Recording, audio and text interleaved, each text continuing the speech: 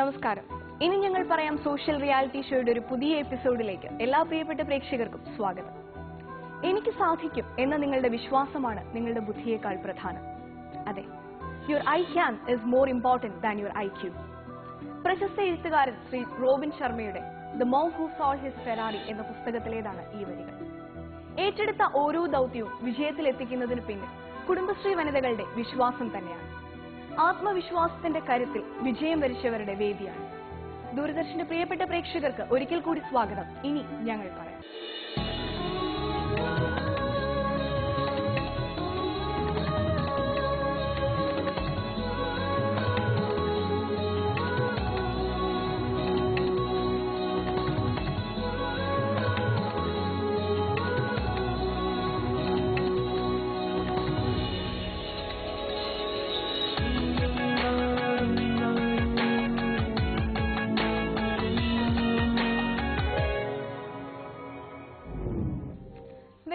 കായലും കരിയാറുമൊക്കെയായി 3 വശവും വെള്ളത്താൽ ചുറ്റപ്പെട്ട് കിടക്കുന്ന പ്രദേശമാണ് TV പുരം. മൊത്തം 17.03 ഹെക്ടർ വിസ്തീർണത്തിൽ 10 ഹെക്ടറും വെള്ളം തന്നെയാണ്. സ്വാഗതം ചെയ്യാം കോട്ടയം ജില്ലയിൽ നിന്നെത്തിയ തിരുമണി വെങ്കിടാപുരം CDSനെ ഈ വേദിയിലേക്ക്.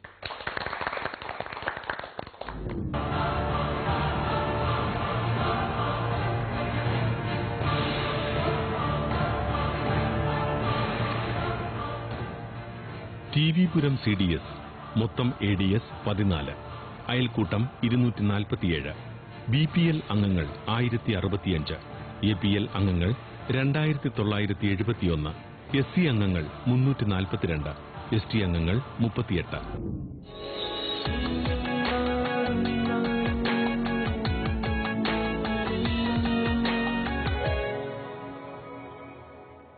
തിരുമണി വെങ്കിടാപുരം CDSന്റെ വികസന പ്രവർത്തനങ്ങൾക്ക് നേതൃത്വം കൊടുക്കുന്നത് ആരൊക്കെയാണെന്ന് അറിയണ്ടേ?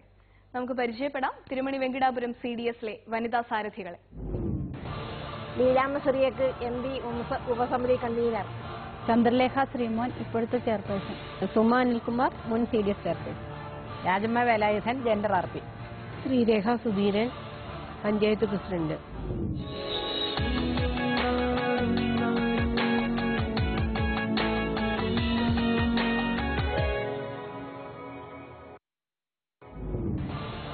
വിധികർത്താക്കളെ പരിചയപ്പെടാം.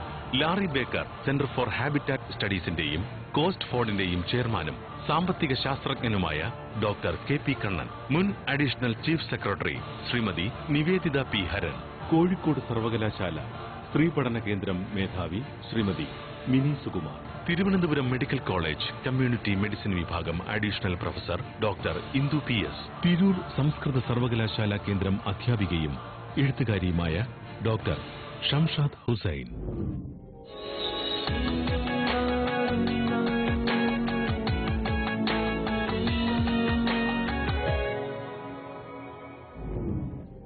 തിരുമണി വെങ്കിടപുരം എന്ന പേരിന് പിന്നിലെ കഥ എന്തായിരിക്കും? നിങ്ങൾക്കറിയാവോ? എനിക്കറിയില്ല. ഏതായാലും നമുക്ക് അവരോട് തന്നെ ചോദിച്ചു നോക്കാം. ഇത്തരത്തിലുള്ള 1000 കഥകൾ അവർ പറയും. ചർച്ചയിലേക്ക്. എങ്ങനെയാണ് ഈ കുടുംബശ്രീ കൂട്ടായ്മയെ ലോകത്തിന് മുമ്പിൽ പരിചയപ്പെടുത്തുന്നത്? തിരുവനന്തപുരത്ത് 2001 കുടുംബശ്രീയുടെ പ്രവർത്തനം ആരംഭിക്കുന്നതെങ്കിലും 2005-6 കാലഘട്ടത്തിലാണ് കുടുംബശ്രീയുടെ സജീവ പ്രവർത്തനം ആരംഭിക്കുന്നത്. അന്ന് നാമമാത്രമായിരുന്ന കുടുംബശ്രീ സംവിധാനം ഏകദേശം 1 വർഷക്കാലം കൊണ്ട് തിരുവനന്തപുരം ഗ്രാമപഞ്ചായത്തിലെ സ്ഥിര താമസക്കാരായിട്ടുള്ള മുഴുവൻ കുടുംബങ്ങളെയും ഉൾപ്പെടുത്തിക്കൊണ്ട് 242 കുടുംബശ്രീ യൂണിറ്റുകൾ രൂപീകരിച്ചു. തുടർന്ന് കുടുംബശ്രീയുടെ ഏറ്റവും പ്രധാനപ്പെട്ട ഒരു പ്രവർത്തനമായിട്ടുള്ള ലിങ്കേജ് ആണ് ആദ്യം നമ്മൾ ലക്ഷ്യം വെച്ചത്. ഈ ലക്ഷ്യത്തിന് കീഴിൽ 242 ഗ്രൂപ്പിനെ നമ്മൾ ഗ്രേഡ് ചെയ്തു. ലോൺ ആവശ്യമായി വന്ന 239 ഗ്രൂപ്പിനെയും ലിങ്ക് ചെയ്ത് 13 കോടി രൂപ ബാങ്ക് ലിങ്കേജ് കൊടുത്തു. അങ്ങനെ സ്ത്രീകളെ കുടുംബത്തിലും സമൂഹത്തിലും ഒരു സ്ഥാനം ഉറപ്പിക്കുന്നതിന് അല്ലെങ്കിൽ കുടുംബത്തിൽ പദവി ലഭിക്കുന്നതിന് ലിങ്കേജ് ലോൺ കാരണമായി. തുടർന്ന് സ്വയം വരുമാനത്തിലേക്ക് കുടുംബശ്രീ അംഗങ്ങളെ കൊണ്ടുവരണമെന്ന ഒരു തീരുമാനത്തിന്റെ വെളിച്ചത്തിലാണ് ഞങ്ങൾ മൈക്രോ സംരംഭത്തിലേക്ക് കിടക്കുന്നത്. മൈക്രോ സംരംഭം തിരുവനന്തപുരത്ത് ഒട്ടനവധി സംരംഭങ്ങൾ നമ്മൾ ഏറ്റെടുത്തിട്ടുണ്ടെങ്കിലും ഏറ്റെടുത്ത മുഴുവൻ പ്രോജക്റ്റുകളും വിജയിപ്പിച്ചു എന്നതിന് എനിക്ക് പറയാനുള്ളൊരു വിജയകഥ അല്ലെങ്കിൽ അതിന് ഞാൻ അഭിമാനത്തോടു കൂടി പറയാൻ ആഗ്രഹിക്കുന്നത്, ആ ഒരു ഗ്രാമത്തിന്റെ സാധ്യതയ്ക്ക് അനുസരിച്ചുള്ള പദ്ധതികളെ കണ്ടുപിടിക്കാനും അതിന് ഏറ്റവും കുറഞ്ഞ മുടക്കുമുതലിൽ തന്നെ കൂടുതൽ പ്രതീക്ഷിച്ചതിലും കൂടുതൽ വരുമാനം കണ്ടെത്തുന്നതിന് ഞങ്ങൾ ശ്രമിച്ചിട്ടുണ്ട്. അതിനേക്കാളുപരി ആ കുടുംബശ്രീയുടെ എല്ലാ പദ്ധതികളിലും അതുമായി ബന്ധപ്പെട്ട വകുപ്പുകളെയും ഡിപ്പാർട്ട്മെന്റുകളെയും സംയോജിപ്പിച്ച് കൊണ്ടുപോകാനും ഞങ്ങൾ ശ്രമിച്ചിട്ടുണ്ട്. അതുകൊണ്ട് തന്നെ അതിന്റെ ഏറ്റെടുത്ത പ്രവർത്തനങ്ങളിൽ വന്ന വെല്ലുവിളികളെ വളരെ ഭംഗിയായിട്ട് മറികടന്ന് ഇന്ന് മറ്റൊരു ഗ്രാമത്തിന് എന്നും മാതൃക ഏതൊരു പ്രവർത്തനത്തെ ഞങ്ങളുടെ പ്രവർത്തനത്തെ വിലയിരുത്തി നോക്കിയെന്നാലും എന്നും മറ്റുള്ളവർക്കൊരു മാതൃകയാകുന്ന രീതിയിലേക്ക് ആ പ്രവർത്തനങ്ങളെയല്ല എന്നുവെച്ചാൽ കുടുംബശ്രീയുടെ എന്തൊക്കെ പദ്ധതികളുണ്ട് മുഴുവൻ പദ്ധതികളും കോട്ടയം ജില്ലയിലെ സാമ്പത്തികമായും സാമൂഹികമായും ഏറ്റവും പിന്നിൽ നിൽക്കുന്ന പഞ്ചായത്തായിരുന്നു ടിയൂരം. ഇന്ന് ഞങ്ങളുടെ കുടുംബശ്രീയുടെ പേരിൽ ഞങ്ങളുടെ ഗ്രാമത്തിന് ഒട്ടനവധി അഭിമാനം തോന്നത്തക്ക രീതിയിൽ ഞങ്ങളുടെ പ്രവർത്തനങ്ങളെ കൊണ്ടുപോകാൻ ഞങ്ങൾക്ക് കഴിഞ്ഞു.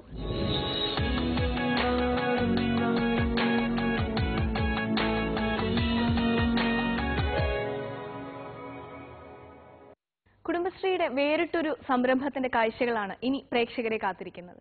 അലങ്കാര മത്സ്യകൃഷി. നമുക്കിതിന്റെ ദൃശ്യങ്ങളൊന്ന് കണ്ടിട്ട് മടങ്ങി വരാം. കോട്ടയം ജില്ലയിലെ തിരുമണി വെങ്കിടപുരം എന്ന TV പുരം പഞ്ചായത്ത് സാമ്പത്തികവും സാമൂഹികവുമായി ഏറ്റവും പിന്നിൽ നിൽക്കുന്ന പഞ്ചായത്താണ്.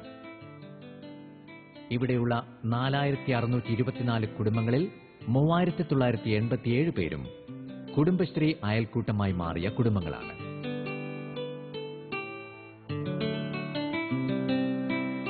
2007 മുതൽ TV പുരത്ത് അലങ്കാര മത്സ്യകൃഷി നടക്കുന്നു. 37 യൂണിറ്റുകളിൽ 5 വനിതകൾ വീതം ആകെ 185 സ്ത്രീകൾ വ്യക്തിഗത സംരംഭമായി അലങ്കാര മത്സ്യകൃഷിയിലൂടെ സ്ഥിര വരുമാനം കണ്ടെത്തുന്നു. മത്സ്യഫെഡ്, വൈക്കം ബ്ലോക്ക് പഞ്ചായത്ത്, കുടുംബശ്രീ മിഷൻ തുടങ്ങിയവയുടെ സംയുക്ത പ്രവർത്തനം നൂതന സൂക്ഷ്മ സംരംഭമായ അലങ്കാര മത്സ്യകൃഷിക്ക് പിന്നിലുണ്ട്. ഫിഷറീസ് വകുപ്പിന്റെ കീഴിൽ പ്രവർത്തിക്കുന്ന കേരള അക്വാ വെഞ്ചേഴ്സ് ഇന്റർനാഷണൽ ലിമിറ്റഡ് ഖാവിലുമായി 2010-11 വർഷത്തിൽ സഹകരിക്കുന്നതോടെയാണ് TV പുരത്തെ അലങ്കാര മത്സ്യകൃഷിക്ക് പുതിയ ദിശ കൈവരുന്നത്. ഇതിന് വേണ്ട പ്രധാനപ്പെട്ട ഒരു റോ മെറ്റീരിയൽ എന്ന് പറയുന്നത് മത്സ്യക്കുഞ്ഞുങ്ങൾ തന്നെയാണ്.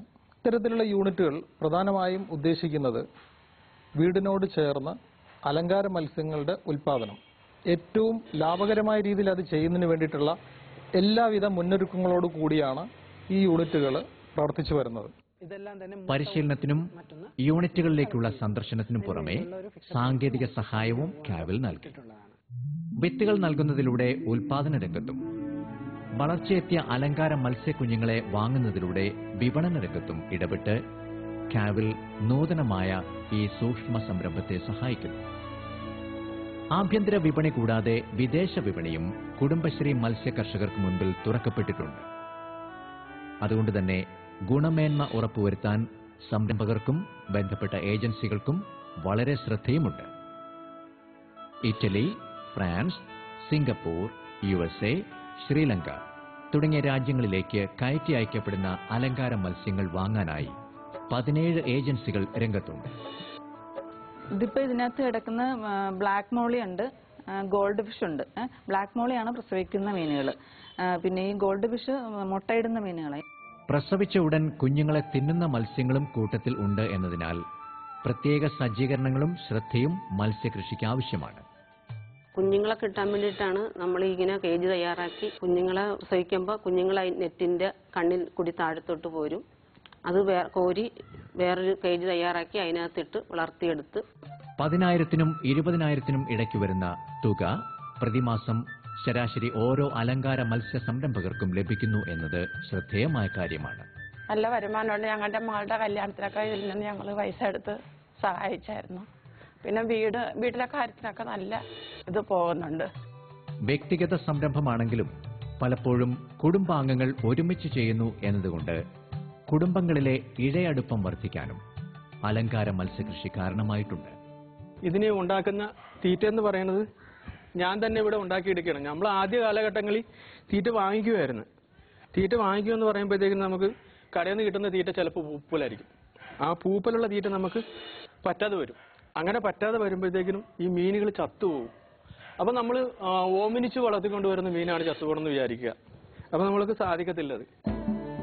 മാനസിക ഉല്ലാസത്തിനും വിനോദത്തിനും മത്സ്യകൃഷി കാരണമാകുന്നുണ്ട് എന്ന് വിശ്വസിക്കുന്ന സംരംഭകരും TV പുരത്തുണ്ട്.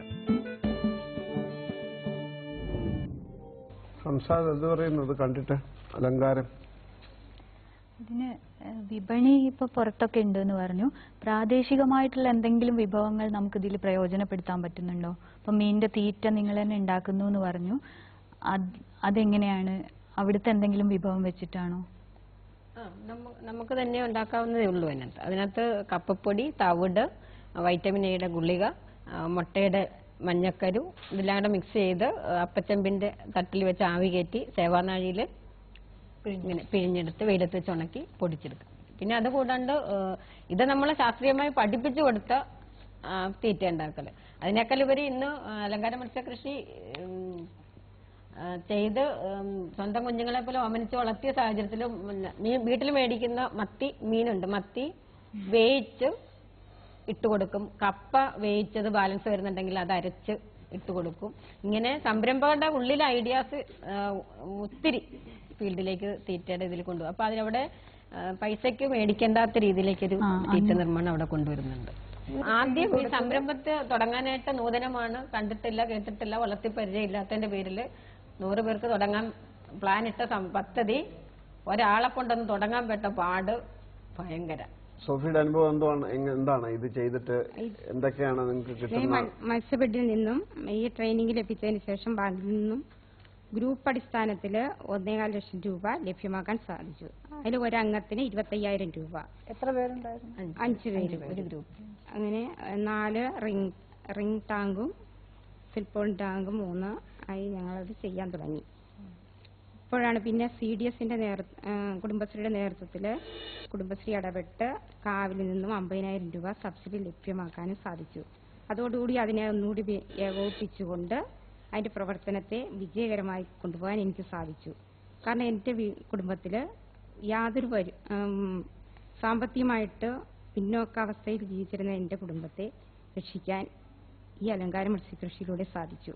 ഇതിനു മുമ്പ് എന്തെങ്കിലും ജോലി ചെയ്തിരുന്നു? ജോലിയൊന്നും ചെയ്തിട്ടില്ല. കുടുംബശ്രീ വന്നപ്പോൾ എനിക്കിപ്പോ 15,000 രൂപയിൽ മേളില് വരുമാനം ലഭിക്കാൻ. ഭർത്താവ് ഒരു കൺസ്ട്രക്ഷൻ വർക്കിൽ ചെയ്യുന്ന ഒരാളാണ്. അദ്ദേഹത്തിന്റെ ആ വരുമാനം കൊണ്ട് എനിക്ക് 3 ലക്ഷം രൂപ ബാധ്യതയുണ്ടായിരുന്നു. ആ കുടുംബത്തെ നിലനിർത്താനും ബാധ്യത തീർത്തു പോകാനും ബുദ്ധിമുട്ട് അനുഭവിച്ചിരുന്ന എനിക്ക് ഈ മത്സ്യകൃഷിയിലൂടെ എനിക്ക് ആ ബാധ്യത തീർക്കുവാൻ സാധിച്ചു. ഇറ്റലി, ഫ്രാൻസ്, യൂറോപ്പ് അങ്ങനെ പല യൂറോപ്യൻ രാജ്യങ്ങൾ, അമേരിക്ക, അങ്ങനെ പല പേരുകളും പറഞ്ഞു അല്ലേ? നമ്മുടെ എങ്ങനെയാണ് അത്തരത്തില് വിദേശ രാജ്യങ്ങളിലേക്ക് ഒരു വിപണി നമുക്ക് വ്യാപിപ്പിക്കാൻ കഴിയുന്നത്? തിരുവനന്തപുരത്ത് അലങ്കാര മത്സ്യകൃഷി ചെയ്യുമ്പോൾ നൂതനമായ ഒരു ആശയം ഏറ്റെടുത്തു എന്നതിനപ്പുറം ഇതിനെക്കുറിച്ച് ഒരു ഐഡിയാസും മനസ്സിലില്ലായിരുന്നു. എന്നാൽ ഒരാളെ കൊണ്ട് തുടങ്ങാൻ വേണ്ടി അങ്ങ് വാക്കിട്ട് കൊടുത്തു. 30-ാം പക്കം നിങ്ങൾ ഉൽപ്പാദിപ്പിക്കുന്ന മത്സ്യത്തെ തിരിച്ചെടുക്കും എന്ന് പറഞ്ഞു. 30 ദിവസം ഉറങ്ങിയില്ല. 29 ദിവസം വരെ വിപണി കണ്ടെത്താൻ പറ്റിയില്ല. അന്ന് രാത്രിയിൽ പറഞ്ഞ വാക്ക് പാലിക്കാൻ പറ്റിയില്ലെങ്കിൽ ജീവിച്ചിരിക്കുന്നതിൽ അർത്ഥമില്ല. മീൻ പിറ്റേ ദിവസം എന്റെ വീട്ടിൽ വരും. ആത്മഹത്യ ചെയ്യുന്ന രീതിയിലേക്ക് 2 ദിവസം ഉറങ്ങാതിരുന്ന എന്റെ ഒരു ടെൻഷൻ കണ്ടുകൊണ്ടാണ് എന്റെ ഭർത്താവ് ചോദിക്കുന്നത് എന്നാ പറ്റിയത്. അപ്പൊ ഞാൻ പറഞ്ഞു, ഞാൻ അലങ്കാര മത്സ്യകൃഷി അങ്ങ് ചെയ്തു. പറഞ്ഞ് എന്റെ ഉത്സാഹത്തിൽ ഞാൻ ആദ്യം ചെയ്തു. എന്റെ പുറകെ 15 പേര് കൂടി ചെയ്തു. വീട്ടിലും ചെയ്തു. ഞാൻ സംരംഭകർ ചോദിച്ചു, ഇത് 100 പേർക്ക് ട്രെയിനിങ് കിട്ടിയപ്പോൾ 1 ലക്ഷം രൂപ കുടുംബശ്രീയുടെ ചെലവായി. 1 ലക്ഷം രൂപ ചെലവാക്കിയപ്പോഴത്തേന് ഈ 1 ലക്ഷം രൂപ മുടക്കിയപ്പോൾ ഒരാളെ കൊണ്ടെങ്കിലും ചെയ്യിപ്പിച്ചില്ലെങ്കിൽ ആ 1 ലക്ഷം രൂപ പോയി. അതിനേക്കാൾ ഒരു വ്യത്യസ്തമായ കാര്യങ്ങൾ ചെയ്യുമ്പോഴാണ് നമ്മളും വ്യത്യസ്തമാവുന്നത്. അതുകൊണ്ട് തന്നെ ഒരാളെ കൊണ്ടെങ്കിലും ചെയ്യിപ്പിക്കണം എന്നൊരു ഇതില് ഓരോ ദിവസവും രാവിലെ 8:30 വീട്ടിൽ നിന്ന് ഇറങ്ങുമ്പോൾ സംരംഭകരെ കണ്ട് ചോദിക്കുമ്പോഴത്തേന് അവർ പറയും, സുമ ഇത്രയും സംഭവമുള്ള ഇതാണെങ്കിൽ ഞങ്ങൾ ഇതിനെ ഉൽപ്പാദിപ്പിച്ചു നമ്മൾ റിങ് ഞങ്ങളുടെ മുറ്റത്ത് ഇങ്ങനെയൊക്കെ ഉണ്ടാക്കി ഇട്ടു. മീൻ ചത്തുപോയി തന്നെ ചെയ്യും. മീൻ ചത്തുപോയ ടാങ്ക് മൊത്തം ഞാൻ എടുക്കും. കാരണം എനിക്ക് ഒരു ടാങ്ക് മേടിക്കണം നിവർത്തി എനിക്കില്ല. എന്നാൽ കൂടി പറഞ്ഞ എല്ലാവരുടെയും ടാങ്ക് ഞാൻ വിലയ്ക്ക് എടുത്തിരിക്കും. അപ്പൊ അങ്ങനെയില്ല, മീൻ ഉൽപ്പാദിപ്പിച്ചാൽ എന്ത് ചെയ്യും? 30-ാം പക്കം തിരിച്ച് ഞാൻ എടുത്തിരിക്കും. ഈ ഒരു വാക്കിന്റെ വ്യവസ്ഥയിൽ അങ്ങനെയാണെങ്കിൽ ഇത്രയും ലാഭമുള്ള സാധനവും സാധ്യതയുള്ള എന്തുകൊണ്ട് സുമ ചെയ്യണില്ല? ഫസ്റ്റിലെ ഞാൻ തുടങ്ങി. പുറകെ എന്റെ കൂടെ ഒന്നിച്ച് പഠിച്ച ലിസി ചാക്കോ എന്ന് പറയുന്ന എന്റെ വർത്താനം കേട്ടുകൊണ്ട് അലങ്കാര മത്സ്യകൃഷി 30-ാം പക്കം മീൻ എടുക്കാമെന്ന വാക്കിൽ എന്റെ വിശ്വാസം, ഞാൻ പറഞ്ഞ വാക്കിനെ വിശ്വസിച്ചിട്ടാണ് 15 പേരും വന്നിരിക്കുന്നത്. 30-ാം പക്കം മീൻ എടുക്കാൻ 25 വരെ ഒരാളെയും കിട്ടില്ല. 26-ന് ടെൻഷൻ തുടങ്ങി, 27-ന് ടെൻഷൻ തുടങ്ങി, 29 മുതൽ 28, 29 ഉറങ്ങിയില്ല. 29-ാം തീയതി തീരുമാനം എടുത്തു, വാക്ക് പാലിക്കാൻ പറ്റില്ല, ആത്മഹത്യ തന്നെ ശരണം. കാരണം എന്റെ വാക്കാണ് അത്രയും പേര് രംഗത്ത് കൊണ്ടുവന്നിട്ടുള്ളത്. അപ്പൊ ഉറങ്ങാതെ ഇരിക്കുമ്പോൾ ഭർത്താവ് ചോദിച്ചു എന്താ ഇത്രയും ടെൻഷൻ അടിച്ച് നടക്കണം. ഞാൻ പറഞ്ഞു ചേട്ടാ ഇങ്ങനെ ഒരു വാക്ക് ഞാൻ കൊടുത്തിട്ടുണ്ട്, എനിക്കിത് പാലിക്കാൻ പറ്റിയില്ല എന്നുണ്ടെങ്കിൽ എൻ്റെ മാന്യത പോകുന്ന സംഭവം. അതിനേക്കാൾ ഉപരി 15 പാവപ്പെട്ടവരെ നമ്മൾ ലോൺ എടുത്ത് ബാധ്യതയിലേക്ക് കൊണ്ടുവന്നു. അപ്പോൾ അതിനെനിക്ക് മറികടക്കാതിരിക്കാൻ പറ്റുമല്ല എന്ന് പറഞ്ഞ് അങ്ങനെ പുള്ളിക്കാരൻ്റെ ഒരു ഫ്രണ്ട് എന്ന നിലയിൽ ഒരു വിപിൻ മുല്ലശ്ശേരി എന്ന ഒരാളിങ്ങനെ മീനിൻ്റെ ബിസിനസ് ചെയ്യുന്ന ഒരാളുണ്ട്. വേഗം തന്നെ വിപിൻ ചേട്ടനെ വിളിച്ചു, നീ ടെൻഷനൊന്നും അടിക്കട്ടെ, ഒന്ന് ശ്രമിച്ചു നോക്കെന്ന് പറഞ്ഞു. അപ്പം അന്ന് വൈകുന്നേരം വിപിൻ ചേട്ടൻ ആശുപത്രിയിൽ വന്ന വഴിക്ക് എൻ്റെ വീട്ടിൽ വന്നു. ഞാൻ പറഞ്ഞു വിപിൻ ചേട്ടൻ എൻ്റെതൊന്നും കാണണ്ട, എൻ്റെ ടാങ്ക് വിപിൻ ചേട്ടൻ കാണാൻ പോകണ്ട, എൻ്റെ സംരംഭകരുടെ ഞാൻ എൻ്റെ ഭംഗിയായിട്ട് അവർ ചെയ്തിരിക്കണം, നമുക്ക് അത് പോയി കാണാമെന്ന് പറഞ്ഞ് അങ്ങനെ കൊണ്ടുപോയി പറഞ്ഞ് 30-ാം പൊക്കം 10 മണിക്ക് GC ചാക്കോയുടെ മീൻ ആദ്യം എടുപ്പിച്ചു. സാധാരണ കുടുംബശ്രീ സംരംഭങ്ങളിൽ നിന്ന് വ്യത്യസ്തമായിട്ട് പാലങ്കാര മത്സ്യകൃഷിക്ക് വിപണി എവിടെ കിട്ടും എന്നറിയാതെ തുടങ്ങിയതാണ്. അപ്പോൾ പക്ഷേ വിപണി ഉണ്ടായിരുന്നു, അവർ സംരംഭകരെ തേടുകയായിരുന്നു. എങ്ങനെയാണ് TV പുരം കുടുംബശ്രീക്ക് ഇതിനെ സംയോജിപ്പിക്കാൻ പറ്റിയത്? സംയോജിപ്പിക്കാൻ അന്ന് ഒരു സംരംഭം ഫിഷറീസ് വകുപ്പുമായി മത്സ്യം എന്ന് പറയുമ്പോൾ തന്നെ ഫിഷറീസുമായി ബന്ധപ്പെട്ട സംഭവം. അങ്ങനെയാണെങ്കിൽ ഫിഷറീസുമായിട്ട് ബന്ധപ്പെട്ട ഡിപ്പാർട്ട്മെന്റുകളെ ഇതിനകത്ത് ലയിപ്പിക്കാൻ നമുക്ക് സാധിക്കും. ആ ലയിപ്പിക്കണം, ആ മത്സ്യമായിട്ട് ബന്ധപ്പെട്ട വകുപ്പിനെ സംയോജിപ്പിച്ചെങ്കിൽ മാത്രമേ ആ സംരംഭത്തിൽ നമുക്ക് കൂടുതൽ കാര്യം വരാൻ പറ്റുള്ളൂ. അപ്പം മത്സ്യബെഡിനെ സഹകരിപ്പിച്ചു. കാവിൽ എന്ന ഏജൻസി അലങ്കാര മത്സ്യം എടുക്കാനായിട്ട് വേണ്ടി തന്നെ ഗവൺമെന്റ് രൂപീകരിച്ചു. അവിടെ മത്സ്യം എടുക്കാനായിട്ട് ടീവരത്ത് മാത്രമേ അന്ന് ക്ലസ്റ്ററായിട്ട് തുടങ്ങി മീനെടുക്കാനായിട്ടുള്ള സാധ്യതയുള്ളൂ. അപ്പം ഉൽപാദനം കൂട്ടണമെങ്കിൽ കുടുംബശ്രീയുടെ സംരംഭം.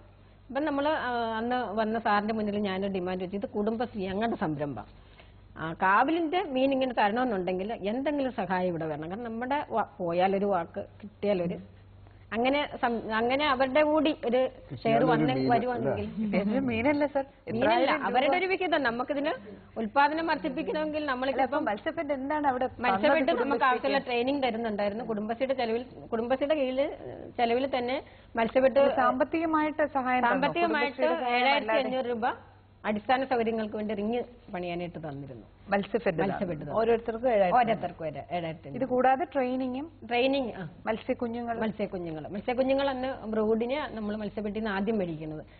ശേഷം ഞങ്ങൾ തന്നെ ഉൽപ്പാദിപ്പിച്ച് ഞങ്ങൾ തന്നെ ബ്രൂഡിനെ ഉൽപ്പാദിപ്പിച്ച് വിതരണം ചെയ്യുകയും. അപ്പൊ തുടക്കത്തിലെ മത്സ്യഫെഡ് കുടുംബശ്രീ വളരെയധികം ഇതിനകത്ത് സഹായിച്ചു. കുടുംബശ്രീയുടെയും മത്സ്യഫെഡിന്റെയും സംയുക്ത സംരംഭമായിട്ടാണ് ട്രെയിനിങ് തരാൻ കുടുംബശ്രീ, അതിന്റെ ചെലവ് മൊത്തം കുടുംബശ്രീ മിഷൻ എടുക്കും. അസുഖം വരാതിരിക്കാനും അതിന്റെ പരിപാലനം എങ്ങനെയാണ്, തീറ്റയുടെ ക്രമം എങ്ങനെയാണ്, അസുഖം വന്നാൽ എന്ത് ചെയ്യണം, അല്ലെങ്കിൽ വെള്ളത്തിന്റെ, കാരണം നമ്മളൊരു മത്സ്യത്തെ വളർത്തുന്നതാണ് മീനിന്റെ വളർച്ച. ആരോഗ്യമുള്ള മീൻ വളർത്തുന്ന ഒത്തിരി ഘടകങ്ങളുണ്ട്. അപ്പൊ ആ ഘടകങ്ങൾ എന്തൊക്കെയാണ്, നമ്മൾ എങ്ങനെയാണ് അതോ 1 മണിക്കൂർ പോരാ. അപ്പോ അല്ല, അതിന് ട്രെയിനിങ്ങിന് വേണ്ടിയിട്ട് നമ്മൾ 5 ദിവസം എടുത്തു. പരിപാലിക്കുമ്പോഴത്തേനും നമ്മൾ രാവിലെ വരുന്നു, നമ്മൾ ടാങ്കിൽ മൊത്തം നോക്കുമ്പോൾ ഒരു മീൻ മാറി നിൽക്കുന്നുണ്ടെങ്കിൽ അപ്പൊ അറിയാം മീൻ എന്തോ അവൾക്ക് അതിനെന്തോ പ്രശ്നമുണ്ട്, ആരോഗ്യപരമായിട്ട് എന്തോ ചെയ്യണം. ട്രെയിനിങ്ങിൽ ഹാൻഡ്സ് ഓണും ഉണ്ടായിരുന്നു അല്ലേ, അവര് ഫീൽഡിൽ വന്ന് മീൻ ചെയ്ത്. അതിനുശേഷം ഞങ്ങൾ കർഷകശ്രീ മാസികയിൽ അലങ്കാര മത്സ്യത്തെ കുറിച്ചൊരു ഫീച്ചർ കൊടുത്തു, ഫോൺ നമ്പറും വെച്ചു. പുറത്തുനിന്നുള്ള സ്വകാര്യ ഏജൻസികളൊക്കെ തന്നെ ഇത് മത്സ്യം എടുക്കാനായിട്ട്. ഒരു വീട്ടില് എത്രമാത്രം അലങ്കാര മത്സ്യങ്ങൾ ഉണ്ടാവും? നമ്മള് 4 ഒരു പെട്ടിയാണോ അതോ 4 5? നമ്മള് തുടക്കത്തിൽ ഇതിനകത്ത് 4 റിങ്ങും 3 സിൽപോളി ഷീറ്റും ആയിരുന്നു. ഇന്ന് 17 മുതൽ 25, 27 വരെ ടാങ്കുകൾ ഇന്ന് ഒരു വീട്ടിലുണ്ട്. അപ്പൊ ഉൽപാദനം നമ്മുടെ താല്പര്യത്തിനനുസരിച്ച് ഓരോരുത്തരും എത്രത്തോളം ശ്രദ്ധ ആ സംരംഭത്തിന് കൊടുക്കുന്നുവോ അത്രത്തോളം ഉൽപാദനം അവർക്ക് കിട്ടും. ഇത് വിൽക്കുമ്പോഴേ ഇത് എണ്ണീട്ടാണോ കൊടുക്കുന്നത്? ഓരോ തരം ഒരേ വലിപ്പത്തിലുള്ളതും ഒരേ വലുപ്പത്തിലുള്ളത്. കാരണം ഇത് പല തരത്തിലുള്ള മീനുകളുണ്ടല്ലോ, പലതരത്തിലുള്ള.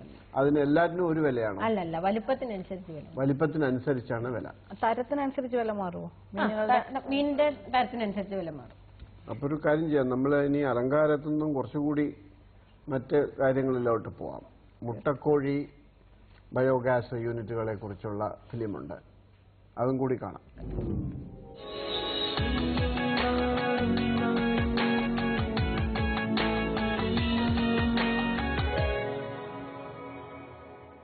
അലങ്കാര മത്സ്യകൃഷിയിലൂടെ വരുമാനം നേടുന്ന കുടുംബശ്രീ വനിതകളുടെ കഥ കണ്ടില്ലേ?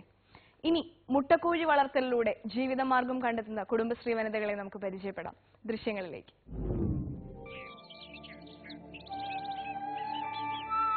വേമ്പനാട് കായലിനോട് ചേർന്ന് 3 വശവും വെള്ളത്താൽ ചുറ്റപ്പെട്ട് കിടക്കുന്ന TV പുരം പഞ്ചായത്തിൽ കരഭൂമി കുറവായതിനാൽ നാമമാത്രമായ കൃഷിയേ ഉള്ളൂ. കക്ക, കയർ, മത്സ്യം എന്നീ മേഖലകളിലെ തൊഴിലാളികൾ കൂടുതലുള്ള ടി.വി.പുരത്ത് മുട്ടക്കോഴി വളർത്തൽ വിജയകരമായി നടപ്പിലാക്കിയിരിക്കുന്നു.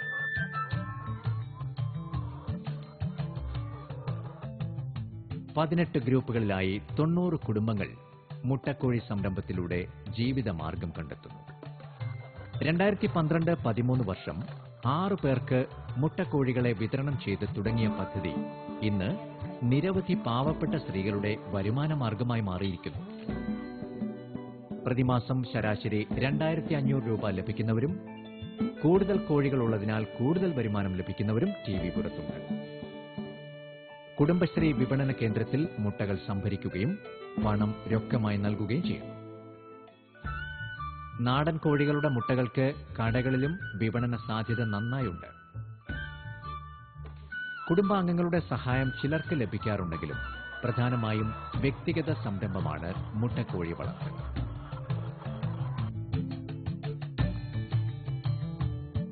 വേമ്പനാട്ട് കായലിനോട് ചേർന്നാണ് മേരിമ്മ ചേച്ചിയുടെ വീട്. നിരവധി സൂക്ഷ്മ സംരംഭങ്ങളാണ് മേരിമ്മ ചേച്ചി നടത്തുന്നത്.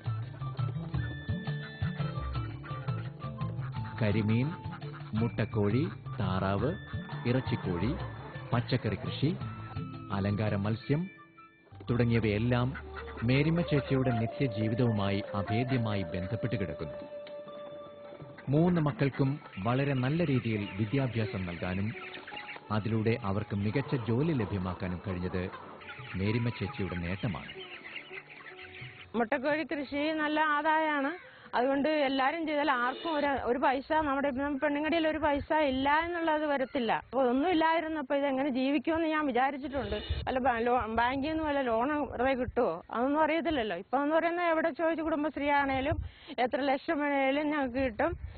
കൃഷിഭവനിൽ നിന്നൊക്കെ എന്ന് പറഞ്ഞാൽ 10,000-3000 രൂപയൊക്കെ കിട്ടണത് നിസ്സാരമല്ലല്ലോ. അപ്പൊ അങ്ങനെ എവിടെ വേണേലും നമുക്ക് നോക്കിയാൽ എങ്ങനെയാണേലും ജീവിക്കാം നമുക്ക്.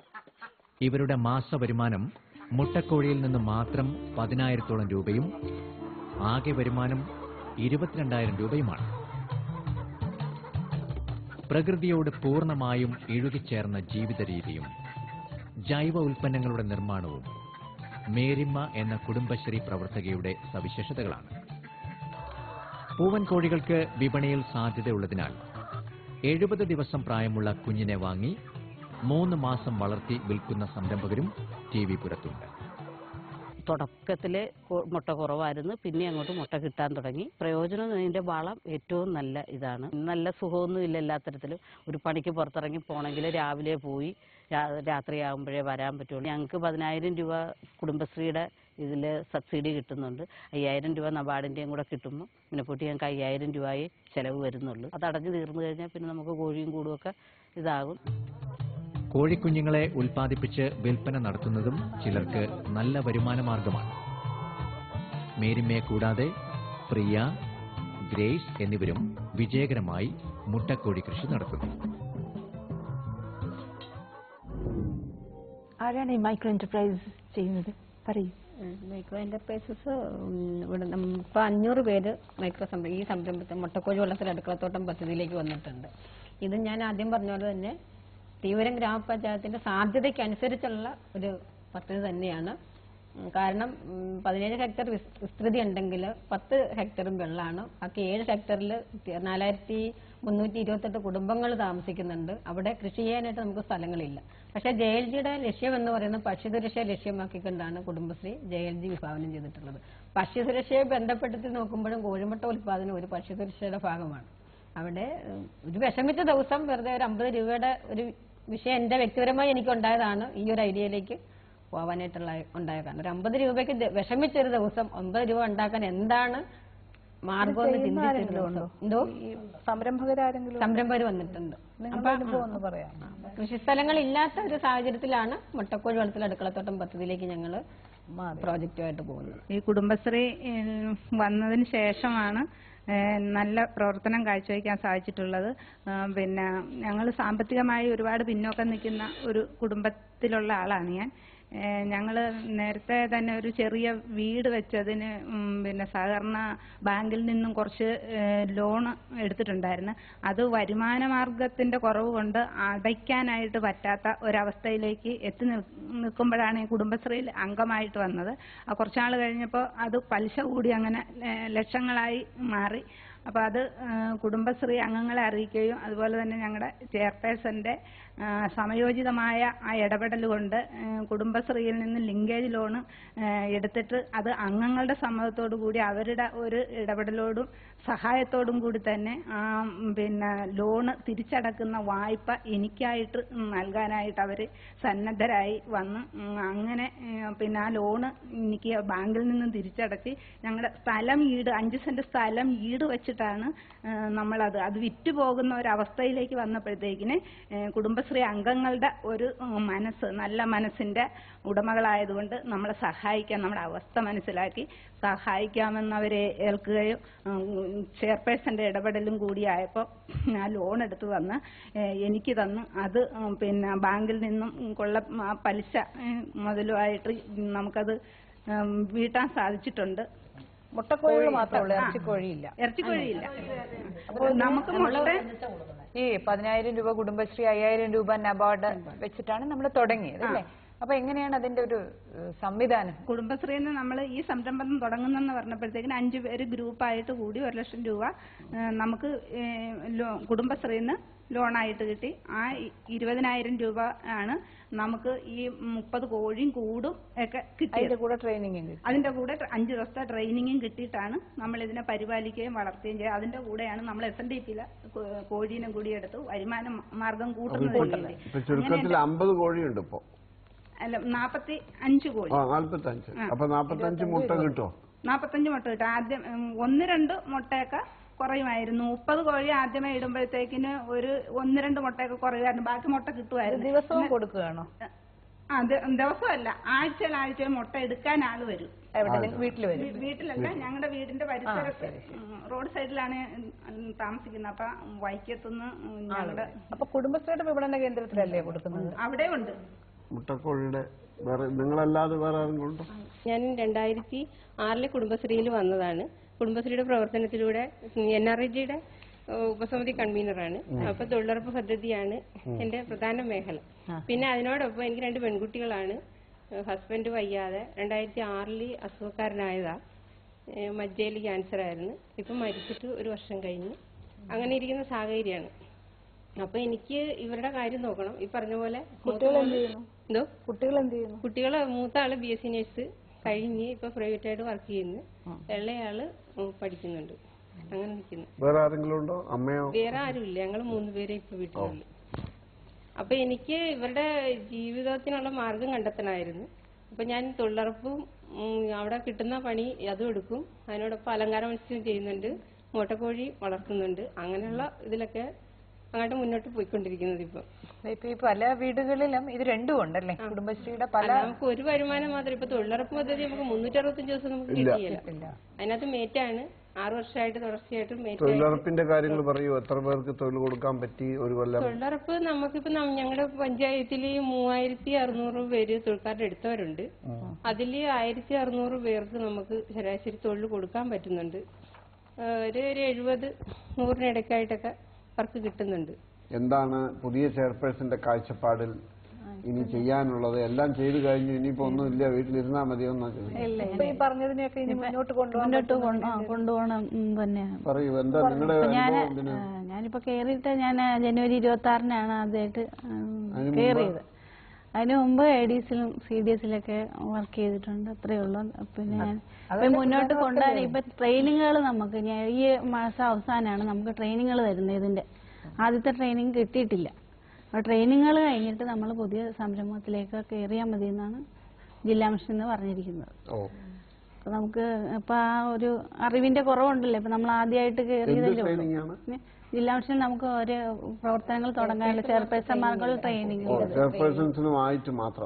ചെയർപേഴ്സൺമാർക്കും അല്ലാതെ ഇപ്പൊ ME കൺവീനർമാരെ ഉൾപ്പെടുത്തിയ ഓരോ മാസങ്ങളും ME കൺവീനർമാർക്ക് ചെയർപേഴ്സൺ അങ്ങനെ മാറി മാറി അക്കൗണ്ടന്റുമാർക്കായിട്ട് ട്രെയിനിങ്ങുകളും നേരത്തെ ചെയ്തു വെച്ചിരുന്ന പ്രോഗ്രാം ഈ അലങ്കാര മത്സ്യത്തിന്റെ തന്നെ ഇപ്പൊ സൊസൈറ്റി ആയിട്ട് അവിടെ ഇതിനൊരു വിപണനം കണ്ടെത്താനായിട്ട് നേരത്തെ പ്ലാൻ ചെയ്ത് വെച്ചിരുന്നത് രജിസ്റ്റർ ചെയ്തു രജിസ്റ്റർ ചെയ്തിട്ടുണ്ട്. അപ്പൊ അതിനായിട്ട് 5 ലക്ഷം രൂപ ജില്ലാ മിഷൻ അനുവദിച്ചിട്ടുണ്ട്. അതിനായിട്ട് ഒരു കെട്ടിടം കണ്ടുപിടിച്ചു. അതിന്റെ കാര്യങ്ങൾ മുന്നോട്ട് കൊണ്ടുപോയിക്കൊണ്ടിരിക്കുകയാണ്.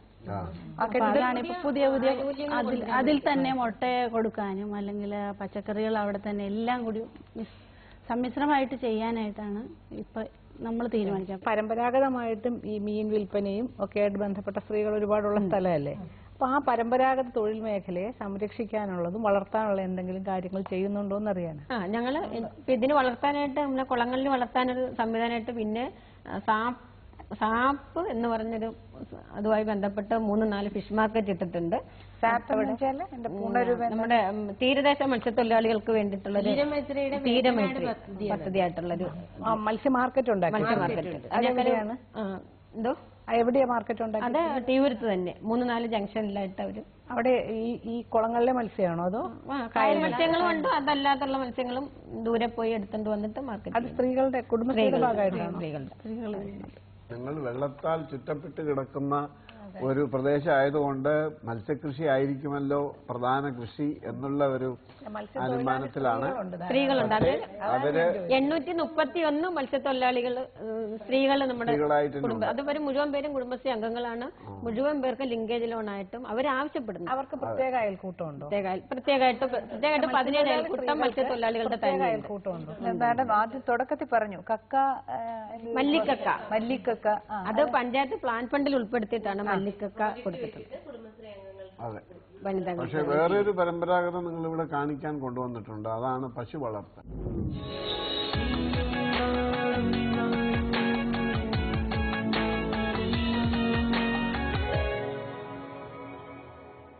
TV പുരം വളരെ വിജയകരമായി നടപ്പാക്കി വരുന്ന മറ്റൊരു പദ്ധതിയാണ് പശു വളർത്തൽ. നമുക്കിനി പശു വളർത്തലിന്റെ ദൃശ്യങ്ങളൊന്ന് കാണാം. TV പുരത്തെ പശു വളർത്തൽ വിജയകരമായി നടന്നുവരുന്ന ഒരു കുടുംബശ്രീ സംരംഭമാണ്. 2009-10 വർഷത്തിൽ തുടങ്ങിയ പദ്ധതിയാണിത്. 24 യൂണിറ്റുകളിലായി 120 വനിതാ വ്യക്തിഗത കർഷകരാണ് ഈ സൂക്ഷ്മ സംരംഭത്തിലുള്ളത്. വൃത്തിയുള്ള തൊഴുത്തുകൾ, ശുദ്ധമായ പാൽ, മികച്ച സംരംഭകർ, ധാരാളം തൊഴിലവസരങ്ങൾ ഒക്കെ TV പുരത്ത് ഇപ്പോൾ കാണാൻ കഴിയും. പ്രധാനമായും അടുത്ത വീടുകളിൽ തന്നെ പാൽ വിതരണം ചെയ്യുന്നു എന്നതിനാൽ നാട്ടുകാർക്ക് ശുദ്ധമായ പാൽ ലഭിക്കാനുള്ള അവസരവുമുണ്ട്. പശു വളർത്തലിലൂടെ പ്രതിദിനം 1500 ലിറ്റർ പാൽ അധികം ഉൽപ്പാദിപ്പിക്കാനായി TV പുരത്തിന്. തൊഴിലും വരുമാനവും മെച്ചപ്പെട്ടതിലൂടെ സംരംഭകരുടെ ജീവിത നിലവാരവും മെച്ചപ്പെട്ടു. ഞങ്ങളുടെ ജീവിതത്തിൽ തന്നെ ഒരു കൃത്യനിഷ്ഠ വന്നിരിക്കുകയാണ് പശു വളർത്തലുകൊണ്ട്. ഞങ്ങൾക്ക് വെളുപ്പിനെ ഞങ്ങൾ 3 മണിയാകുമ്പോൾ എഴുന്നേൽക്കും, പശുക്കളെ കുളിപ്പിക്കും, അതുങ്ങളെ കറക്കും. 40 വീട്ടുകാർ ഞങ്ങളുടെ വീട്ടിൽ വന്ന് വാങ്ങിക്കും. കുട്ടികൾ 2 പേരെയും ഞങ്ങൾ നേഴ്സിങ്ങിന് പഠിപ്പിച്ചു. വയനാട് കോയമ്പത്തൂര് കാർഷിക സർവകലാശാല വരെ സന്ദർശിക്കാനുള്ള അവസരങ്ങൾ ഞങ്ങൾക്ക് ഇതിൽ നിന്നും കിട്ടിയിട്ടുണ്ട്. പശു വളർത്തൽ പദ്ധതി പ്രകാരം തുടക്കത്തിൽ ഒരു പശുവിനെയും കുഞ്ഞിനെയും നൽകുകയും കറവ വറ്റുമ്പോൾ അടുത്ത പശുവിനെ നൽകുകയും ചെയ്യും. കൂടുതൽ പശുക്കളെ വാങ്ങിയ സംരംഭകരുമുണ്ട്. പ്രാദേശിക വിപണിയിൽ നിലവിലുണ്ടായിരുന്ന പാൽ സംഭരണ ഏജൻസി തുടക്കത്തിൽ പലവിധ പ്രശ്നങ്ങൾക്കും ശ്രമിച്ചെങ്കിലും കുടുംബശ്രീ CDSന്റെ നേതൃത്വത്തിൽ നടത്തിയ ഫലപ്രദമായ ഇടപെടലുകളിലൂടെ അവയെയൊക്കെ തരണം ചെയ്യാൻ സാധിച്ചു. സ്വന്തമായി തീറ്റപ്പുൽ കൃഷി ചെയ്യുന്ന ക്ഷീരകർഷകരുമുണ്ട്. ബ്ലോക്ക് പഞ്ചായത്തിന്റെ ഗോരക്ഷാ പദ്ധതിയിൽ ഉൾപ്പെടുത്തിയതുവഴി ലഭിക്കുന്ന ആനുകൂല്യങ്ങൾ, ക്ഷീരവികസന വകുപ്പിന്റെ തീറ്റപ്പുല്ല്, കുട്ടനാടൻ പാക്കേജിൽ ഉൾപ്പെടുത്തിയതിന്റെ ഭാഗമായി ലഭിക്കുന്ന ആനുകൂല്യങ്ങൾ തുടങ്ങിയവ പശു വളർത്തൽ പദ്ധതിക്ക് സഹായകരമായി തീർന്നു. ക്ഷീരവികസന ഓഫീസിൽ നിന്ന് നമുക്ക് തീറ്റപ്പുല്ല് തന്നായിരുന്നു. പിന്നെ അതുകൂടാതെ അസോളയൊക്കെ തന്നിട്ടുണ്ടായിരുന്നു. അതെല്ലാം നമ്മൾ പശുവിന് കൊടുക്കുകയും പാട്ടത്തിന് കൃഷി ചെയ്യുകയായിരുന്നു ചെയ്തത്. അതിനും കുഴപ്പമില്ലാതെ ഞങ്ങൾക്ക് പശുവിന് കൊടുക്കാനും മിച്ചം സാധനം ഉണ്ടായിരുന്നു. ഓരോ കാര്യങ്ങൾ നടത്താൻ പറ്റുന്നുണ്ട്. എന്തായാലും കല്യാണമോ മറ്റുള്ള കാര്യങ്ങൾക്കൊക്കെ ഞങ്ങൾ പൈസ ഇതിനൊന്നും ചിലവഴിക്കുന്നു. പിള്ളേരുടെ പഠിത്തം ഒക്കെ ആയിട്ട് ചെയ്യുന്നുണ്ട്. വേറെയുള്ള വരുമാനം ഇല്ല. ഇതുകൊണ്ട് തന്നെയാണ് നമ്മുടെ കാര്യങ്ങൾ മുന്നോട്ട് പോകുന്നത്. കുടുംബശ്രീ പ്രവർത്തനങ്ങൾക്ക് ബാങ്ക് വായ്പ വളരെ പ്രധാനപ്പെട്ട ഒരു ഘടകമാണ്. TV പുരത്തെ പള്ളിപ്രത്തുശ്ശേരി ബാങ്ക് കുടുംബശ്രീ സംരംഭങ്ങളുടെ വിജയത്തിന് നിർണായകമായ പങ്ക് വഹിച്ചിട്ടുണ്ട്. തീവ്രം പഞ്ചായത്തിലെ കുടുംബശ്രീയും ബാങ്കും അതുപോലെ തന്നെ പഞ്ചായത്തുമായിട്ട് വളരെ നല്ല അഭേദ്യമായ ബന്ധമാണുള്ളത്. 4 കോടി രൂപയോളം ആണ് ഏകദേശം ഈ ബാങ്കിൽ നിന്ന് കുടുംബശ്രീയുടെ വിവിധ പ്രോജക്റ്റുകൾക്കായിട്ട് ലോൺ കൊടുത്തിരിക്കുന്നത്. അതിൽ തന്നെ നല്ലൊരു ഭാഗവും അടച്ചു തീർത്ത് കഴിഞ്ഞിരിക്കുകയാണ്. പല സ്ത്രീകൾക്കും അവരുടെ കഴിവുകൾ തിരിച്ചറിയാനും സ്വത്വം വീണ്ടെടുക്കാനും കഴിഞ്ഞത് കുടുംബശ്രീ പ്രവർത്തനങ്ങളിൽ ഭാഗഭാക്കായതിനു ശേഷമാണ്. ഏറെക്കുറെ 400 രൂപയോളം ഡെയിലി നമുക്ക് വരുമാനമായിട്ട് കിട്ടും. അതുങ്ങളുടെ തീറ്റയും എല്ലാം കൂടെ കഴിഞ്ഞിട്ട്. പിന്നെ ചാണകം വേറെ നമ്മൾ കൃഷിക്ക് എല്ലാത്തിനും ഉപയോഗിക്കണം. ആർജിച്ചെടുത്ത ഊർജം കൈവിടാതെ സൂക്ഷിക്കുകയും പൂർവാധികം ശക്തിയോടെ മുന്നോട്ടു പോവുകയും പുതിയ മേഖലകൾ കണ്ടെത്തുകയും ചെയ്താൽ കുടുംബശ്രീ പ്രവർത്തകർക്ക് ജീവിതത്തെ ഇനിയും ഉയരങ്ങളിലേക്ക് കൊണ്ടുപോകാൻ കഴിയും. അവരെ നമ്മൾ ഇനി കാണുകയും അവർ ഇനി പറയുകയും ചെയ്യട്ടെ എന്നും നമുക്ക് ആശിക്കാം. പാല് ഡയറി യൂണിറ്റ് തുടങ്ങുന്ന സമയത്ത് കനകശ്രീ യൂണിറ്റിൽ ഒരു ഷീജ എന്ന് പറഞ്ഞത് തീരെ ആരോഗ്യമില്ലാതെ വളഞ്ഞ് തീരെ വരുമാനമില്ല, പിന്നെ ജീവിതത്തിലെ കഷ്ടപ്പാട് അടക്കം വിഷമിച്ച് നിൽക്കുന്ന ഒരു സാഹചര്യത്തിലാണ് ഞങ്ങൾ ഡയറി യൂണിറ്റ് അവളിൽ തുടങ്ങുന്നത്. ഒരു പശു വളർത്തൽ പറഞ്ഞത് 7-8 മാസത്തിന് ശേഷം തന്നെ അവളെ കണ്ടെന്നാലും 10 വയസ്സ് കുറയുന്ന രീതിയിലേക്ക് പോയി. കാരണം മാനസികമായി നമ്മളൊരു 1 ലിറ്റർ പാല് മേടിച്ച് കഴിക്കുന്നേക്കാൾ ഒരു സ്വന്തമായിട്ട് വീട്ടിൽ പശു വളർത്തുമ്പോഴത്തേന് പാലിന്റെ ഉപയോഗം കൂടുന്നുണ്ട്, മാനസികമായി സന്തോഷം കിട്ടുന്നുണ്ട്, ശാരീരികമായി സൗന്ദര്യം വർദ്ധിക്കുന്നുണ്ട്, വരുമാനം കിട്ടുന്നുണ്ട്. ഈ പശുവിന്റെ ആരോഗ്യത്തിന്റെ പരിപാലനമൊക്കെ എങ്ങനെയാ? പശുവിന്റെ പരിപാലനത്തിന് ഡോക്ടറുടെ സഹായം എപ്പോഴും ഉണ്ട്. അതുപോലെ തന്നെ സംരംഭകർക്ക് യഥാസമയം എല്ലാ മാസവും നമ്മൾ റിവ്യൂ മീറ്റിംഗ് വിളിക്കുന്നുണ്ട്. അവരുടെ പ്രശ്നങ്ങളെ പ്രശ്നങ്ങൾ എവിടെയെങ്കിലും ഒരു ഗ്രൂപ്പിൽ ഒരു അറിവ് കിട്ടിക്കഴിഞ്ഞാൽ ഉടനെ മൊത്തം ഗ്രൂപ്പിലെ അംഗങ്ങളെയും വിളിച്ച് ഡോക്ടറെ കൂടെ വിളിച്ച് അതിന്റെ സംശയങ്ങളൊക്കെ എവിടെയാണ് ഡോക്ടർ? തൊട്ടടുത്താണോ? പഞ്ചായത്തിനകത്ത് തന്നെയാണ് എല്ലാം. പിന്നെ പഞ്ചായത്തിൽ തന്നെ വെറ്റിനറി ഡോക്ടർ. പശുവിന്റെ ഇതിൽ നിങ്ങളാണ് വന്നത് അല്ലേ? പറയൂ. കുടുംബശ്രീ വഴി 50,000 രൂപ ലോൺ എടുത്ത് 2 പശുക്കളെ വാങ്ങിച്ചു. 2 പശുക്കളിൽ നിന്നും കൂടെ പാല് 30 ലിറ്റർ 10 ലിറ്റർ പാല് 15 ലിറ്റർ പാല് വീതം 2 നേരവും കൂടെ ഒരു പശുവിന് കിട്ടും. അങ്ങനെ 30 ലിറ്റർ പാല് കിട്ടും. ഞങ്ങൾക്കൊരു നല്ല വരുമാന മാർഗമായിരുന്നു. എന്നുവെച്ചാൽ ഞങ്ങൾക്ക് എന്റെ ഭർത്താവിന് ഒരു പാർട്ട് ടൈം ജീവനക്കാരനായിരുന്നു. 2 പെൺകുട്ടികളായിരുന്നു. എന്ത് പണിയാണ്? SPTയിൽ പാർട്ട് ടൈം ജീവനക്കാരനായിരുന്നു അന്നും. അതുകൊണ്ട് ഞങ്ങൾക്ക് ആ വരുമാനം കൊണ്ട് ഒരിക്കലും 2 പെൺകുട്ടികളുമായിരുന്നു പറ്റത്തില്ലായിരുന്നു. അപ്പൊ ഈ പശു വളർത്തലിലൂടെ നല്ലൊരു ലാഭം എന്ന് പറഞ്ഞാൽ കഷ്ടപ്പെടാൻ തയ്യാറുള്ളവർക്ക് നല്ലൊരു ലാഭം. ഞങ്ങൾക്ക് ജീവിതത്തിൽ തന്നെ ഒരു കൃത്യനിഷ്ഠ വന്നു എന്നുള്ളതാണ്. ഞങ്ങൾക്ക് വെയിലില്ല, മഴയില്ല, ഒന്നുമില്ല. ഇപ്പൊ മഴയാണെന്ന് പറഞ്ഞാലും എഴുന്നേക്കാതിരിക്കാൻ പറ്റത്തില്ല. രാവിലെ തന്നെ എഴുന്നേക്കണം. തണുപ്പാണെന്ന് പറഞ്ഞാലും പറ്റത്തില്ല. അതൊന്നും ഞങ്ങൾ ശ്രദ്ധിക്കാറില്ല. ഞങ്ങൾക്ക് അതുപോലെ ഒരു രോഗങ്ങൾ അധികം ഇത് തുടങ്ങിയ പിന്നെ അധികം രോഗങ്ങൾ വന്നിട്ടില്ല എന്നുള്ളൊരു ഭയങ്കര ഒരു ഇതാണ്. അതൊന്നും ശ്രദ്ധിക്കാനുള്ള സമയമില്ല. നമുക്ക് എത്ര വയ്യാന്ന് പറഞ്ഞാലും നമ്മൾ ആ സമയത്ത് എഴുന്നേക്കും. ടി.വി.പുരം പഞ്ചായത്തിൽ ആദിവാസി കുടുംബങ്ങളുണ്ടല്ലോ? ഇല്ല ഇല്ല. ST കുടുംബങ്ങൾ ST ഉണ്ട്. 38 കുടുംബങ്ങൾ. അതെ, അവർ മെമ്പേഴ്സ് ആണ്. 38 പേര്. ആരെങ്കിലും വന്നിട്ടുണ്ടോ? SC പുലയ സമുദായം 144, പൊതുവെ എല്ലാം കൂടെ പറയാം 382. ഈ ജെൻഡർ കോർണറിന്റെ പ്രവർത്തനങ്ങൾ എന്തൊക്കെയാണ്? സ്ത്രീകൾക്കും കുട്ടികൾക്കും എതിരായി നടക്കുന്ന അക്രമങ്ങളെ അതിജീവിച്ചുകൊണ്ട് അവരെ അതിലേക്ക് വരുവാണ്. പ്രധാന ക്രൈമുകൾ. അപ്പൊ അതിന് മാപ്പ് ചെയ്തിട്ട് നമ്മൾ എന്തൊക്കെ നടപടികളാണ് ചെയ്തിട്ട് നമ്മൾ ഓരോ വാർഡിലും കേന്ദ്രീകരിച്ച് സപ്പോർട്ട് ടീമെ അതിന്റെ താഴെ പ്രധാന ക്രൈമുകൾ നമുക്ക് കണ്ടെത്തിയ പ്രശ്നങ്ങൾ എന്തൊക്കെ? ക്രൈമുകൾ കിട്ടിയ ക്രൈം എന്ന് പറഞ്ഞാൽ നമുക്ക് വളരെ ഞെട്ടിപ്പിക്കുന്ന കാര്യങ്ങളൊക്കെ നമുക്ക് കിട്ടിയിട്ടുണ്ട്. അത് നമ്മള് 3 പ്രധാനപ്പെട്ട നമുക്ക് അവിടെ സ്ത്രീകൾക്കെതിരെയുള്ള അതിക്രമങ്ങൾ കിട്ടിയത് ഏതൊക്കെയായിരുന്നു? പിന്നെ അവിടെ ഷാപ്പുണ്ട്. ആ ഷാപ്പിന്റെ അവിടെ ഇരിക്കുമ്പോൾ ഇങ്ങനെ സ്ത്രീകളെ കമന്റ് അടിക്കുക, സ്ത്രീകൾ കടന്നു പോകുമ്പോഴത്തേക്ക് ഇങ്ങനെ വേണ്ടാത്തൊക്കെ പറയുക. അത് ഞങ്ങളുടെ ശ്രദ്ധയിൽപ്പെട്ടു. അവിടെ ചെന്ന് പറഞ്ഞു. അങ്ങനെ അവിടെ നിന്ന് ഒരു മോചനം. എങ്ങനെയാണ് അതിനെ നമ്മൾ എന്ത് നടപടിയാണ് സ്വീകരിച്ചത്? നമ്മള് ജെൻഡർ കോർണറിൽ വരുന്നത് പരിഹരിക്കാൻ പറ്റാത്തത് നമ്മള് ലീഗൽ സർവീസ് ഉണ്ട്. പിന്നെ നമ്മുടെ ജനമൈത്രി പോലീസ് ഉണ്ട്.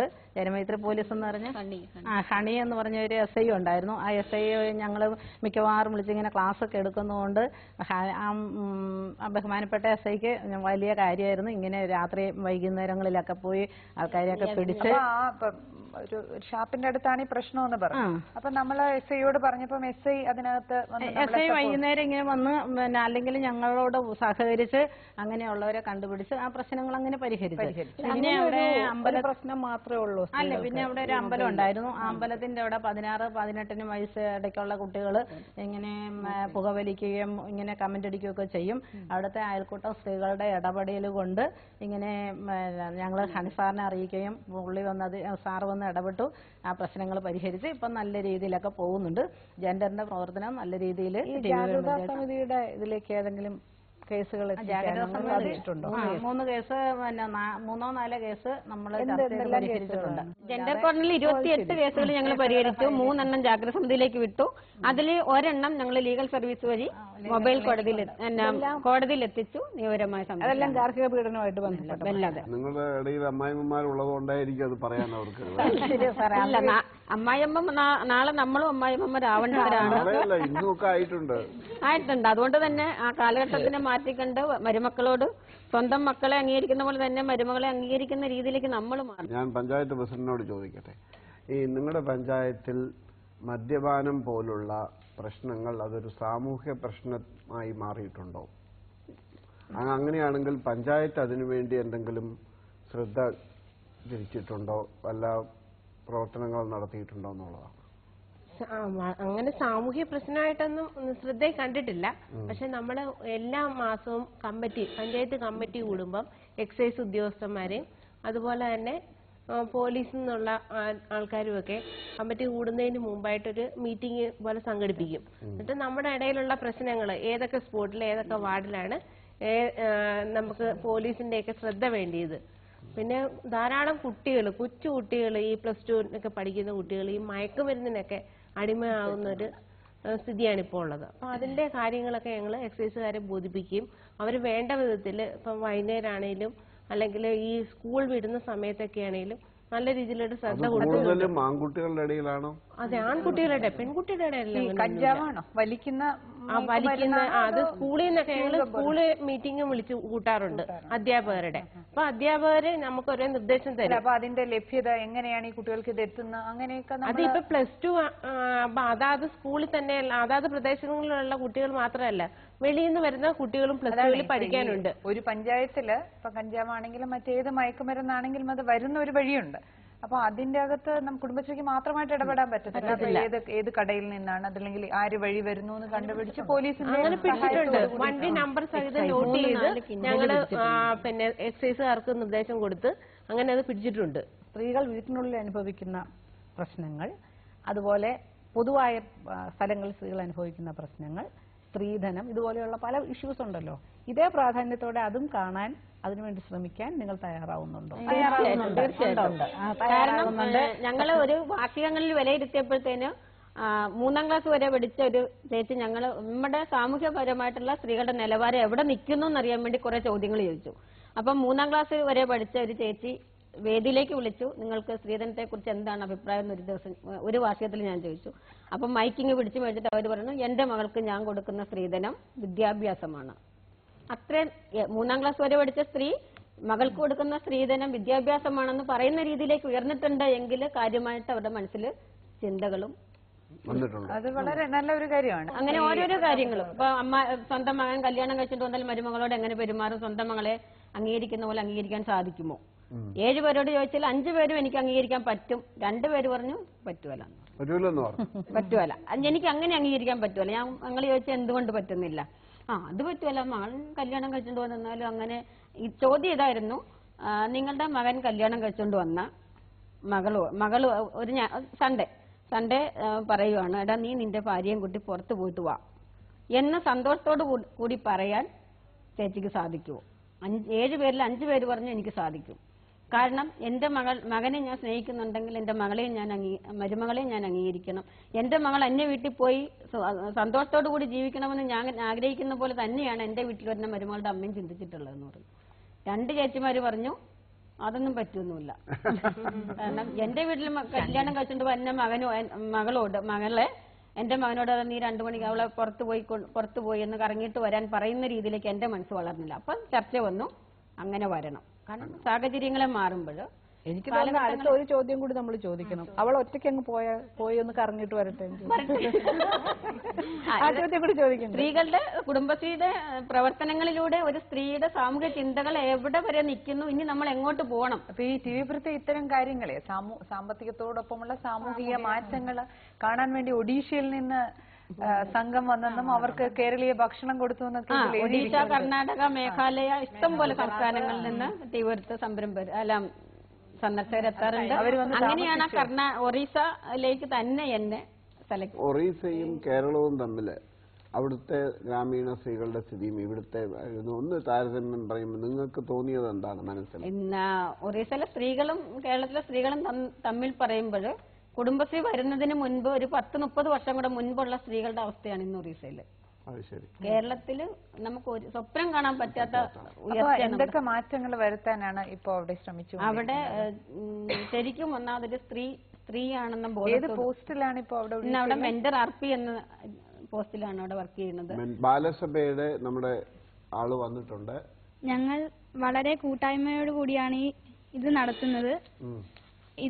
ഇതിനോടനുബന്ധിച്ച് ഞങ്ങൾ പല പദ്ധതികളും ആരംഭിച്ചു. കൃഷിയൊക്കെ ആരംഭിച്ചു. പിന്നെ സോപ്പ് പൊടി നിർമ്മാണം ഇതും ആരംഭിച്ചു. പിന്നെ CDS അംഗങ്ങളുടെ സഹായത്തോടെയാണ് ഞങ്ങൾ ഇങ്ങനെ പോകുന്നത്. ബാലസഭയുടെ ചാർജ് ആർക്ക്? തിരുവനന്തപുരം ഗ്രാമപഞ്ചായത്തില് 63 ബാലസഭയുണ്ട്. അതിൽ 600 ആൺകുട്ടികളും 658 പെൺകുട്ടികളുണ്ട്. ഇവരെയൊക്കെ ഒരുമിച്ച് കൊണ്ടുവരാൻ സാധിക്കുന്നുണ്ടോ അതോ ഓരോ എല്ലാ വാർഡിലും 3-4 ബാലസഭ വീതമുണ്ട്. എല്ലാവരും നല്ല പ്രവർത്തനമാണ്. നേരത്തെ പഞ്ചായത്ത് പ്രസിഡന്റ് പറഞ്ഞ ഈ ചില പ്രശ്നങ്ങളെ പറ്റി പറഞ്ഞു, ഈ കുട്ടികളുടെ ഇടയിലുള്ള അത് അങ്ങനെയുള്ള കാര്യങ്ങൾ വല്ലതും ചർച്ച ചെയ്യുകയോ അവരെ അതിൽ നിന്ന് ബോധവൽക്കരണം കൊടുക്കുന്നുണ്ട്. പരിപാടികൾ മറ്റുള്ള കുടുംബശ്രീ അംഗങ്ങൾ ബോധവൽക്കരണം കൊടുക്കുന്നുണ്ട്. പിന്നെ പച്ചക്കറി അവർ തന്നെ പിള്ളേര് തന്നെ പച്ചക്കറി നട്ട് പച്ചക്കറി ഉൽപ്പാദിപ്പിക്കുന്നു. 2002 കുടുംബശ്രീയിൽ ചേർന്നതാണ്. അന്ന് അതിനു മുമ്പ് ഞാൻ ഇത്തിരി നഴ്സിംഗ് ഒക്കെ പഠിച്ച് ജോലി ഉണ്ടായിരുന്നതാണ്. സ്കൂൾ പിന്നെ കല്യാണം കഴിക്കുന്നതിന് മുമ്പ് ജോലി ചെയ്തതാണ്. അത് കഴിഞ്ഞ് കുട്ടികളൊക്കെ ആയപ്പോൾ എനിക്ക് പോകാൻ സാധ്യതയില്ലാതെ വന്ന് അങ്ങനെ ഞാൻ 2002 കുടുംബശ്രീയിൽ ചേർന്നു. അന്ന് അപ്പം ഈ സർട്ടിഫിക്കറ്റ് നമ്മുടെ കുടുംബശ്രീയിൽ ഹാജരാക്കിയിട്ടുണ്ട്. അപ്പോൾ ഒരു സാന്ത്വനം പ്രോജക്റ്റ് കുടുംബശ്രീ കൊണ്ടുവരികയും സാന്ത്വനം പ്രോജക്റ്റ് എന്ന് പറഞ്ഞാൽ നമ്മുടെ health action by people Thiruvananthapuram സ്ഥാനമാക്കി പ്രവർത്തിക്കുന്ന അവരും കുടുംബശ്രീയും വേണ്ടി സംയുക്തമായി പ്രവർത്തിക്കുന്ന ഇതാണ്. അതിൽ 7 ദിവസത്തെ ട്രെയിനിങ് പ്രത്യേകം തന്നുകൊണ്ട് ഗുണനിലവാരമുള്ള ഇൻസ്ട്രുമെന്റ്സും കൊണ്ട് നമ്മുടെ വീടാന്തോറും നടന്ന് പിന്നെ ജീവിതശൈലി നാടിന്റെ ജീവിതശൈലി രോഗങ്ങള് ബ്ലഡ് ഷുഗർ തന്നു. ഹെൽത്ത് ആക്ഷൻ ബൈ പീപ്പിൾ നിങ്ങളും തമ്മിലുള്ള ഈ ഒരു പരിപാടി തുടങ്ങിയിട്ട് 1 വർഷമായി. ഞാനായിരുന്നു 1 വർഷമായി ജീവിതത്തോട്ട് ഞങ്ങളെ അവിടെ വിട്ടത്. എത്ര പേരുണ്ട്? 2 പേരുണ്ട്. വണ്ടിയുണ്ടോ? വെഹിക്കിൾ ഉണ്ടോ? വണ്ടിയുണ്ട്. 2 വീലർ ഉണ്ട്. അതിലാണ് എല്ലാവരും ചെന്ന് ഫാസ്റ്റിങ്ങിന് മുമ്പ് താങ്കൾ ആ പരിപാടിയിലെ ഭാഗമാണ്. അല്ല, കുടുംബശ്രീ അതുമായിട്ട് എന്താ ബന്ധം? കുടുംബശ്രീയാണ് എന്നെ ഈ പ്രോജക്റ്റിന് വേണ്ടി. അപ്പൊ നിങ്ങളുടെ ഈ നഴ്സിംഗ് ബാക്ക്ഗ്രൗണ്ട് ഇതൊരു ഉപകാരമായി. അതിപ്പോ ഞങ്ങളുടെ നാടിനും വളരെ ഉപകാരമായി.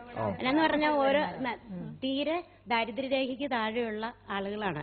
അപ്പൊ എല്ലാവർക്കും തന്നെ ജോലി ചെയ്തതിന് ശേഷം പെട്ടെന്നൊന്ന് ഹോസ്പിറ്റലിൽ എത്താനോ അപ്പൊ എല്ലാ സൗകര്യം. അപ്പൊ അതിനു മുമ്പ് ഞാൻ ചെന്ന് രാവിലെ BP, ഷുഗർ, കൊളസ്ട്രോൾ ഇങ്ങനെയുള്ള ചെന്ന് നോക്കി അവർക്ക് റിസൾട്ട് കൊടുക്കുകയും. എത്ര മെമ്പർമാരുണ്ട്? 3800 അടുപ്പിച്ച് അല്ലേ?